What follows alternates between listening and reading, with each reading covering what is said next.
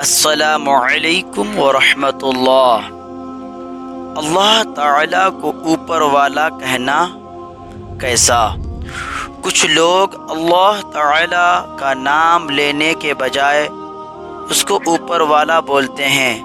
یہ نہایت غلط بات ہے، بلکہ اگر یہ عقیدہ رکھ کر یہ لفظ بولے کہ اللہ تعالیٰ اوپر ہے تو یہ کفر ہے، کیونکہ اللہ کی ذات اوپر، نیچے، آگے، پیچھے، داہنے بائیں، تمام سمتوں، ہر مکان اور ہر زمان سے پاک ہے، برتر و بالا ہے۔ ان سب جہالت یعنی سمتوں، پورب، پچھم، اتر، دکن، اوپر، نیچے، داہنے بائیں، آگے پیچھے، زمان و مکان کو اسی نے پیدا کیا ہے۔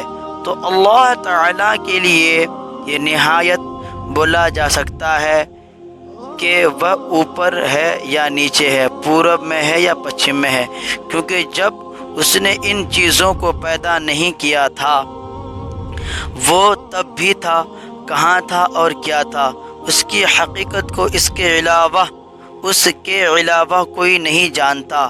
اگر کوئی کہے کہ اللہ تعالی عرش پر ہے تو اس سے یہ پوچھا جائے کہ جب اس نے عرش کو پیدا نہیں کیا تھا تو وہ کہاں تھا؟ یوں ہی اگر کوئی کہے کہ اللہ تعالی اوپر ہے تو اس سے پوچھا جائے کہ اوپر کو پیدا کرنے سے پہلے وہ کہاں تھا؟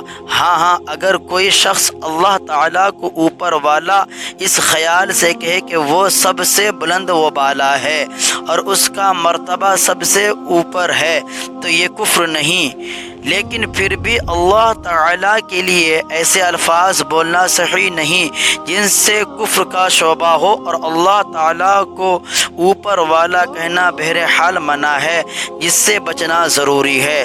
کچھ لوگ اللہ تعالیٰ کو اللہ کہنے کے بجائے صرف مالک کہتے ہیں کہ مالک نے جو چاہا تو ایسا ہو جائے گا، یہ مالک جو کرے گا وہ ہوگا، وغیرہ وغیرہ۔ یہ بھی اچھا اور اسلامی طریقہ نہیں۔ سب سے زیادہ سیدھی سچی اچھی بات یہ ہے کہ اللہ کو اللہ ہی کہا جائے، کیونکہ اس کے نام لینا عبادت ہے اور اس کا ذکر کرنا ہی انسان کی زندگی کا سب سے بڑا مقصد اور مسلمان کی پہچان ہے۔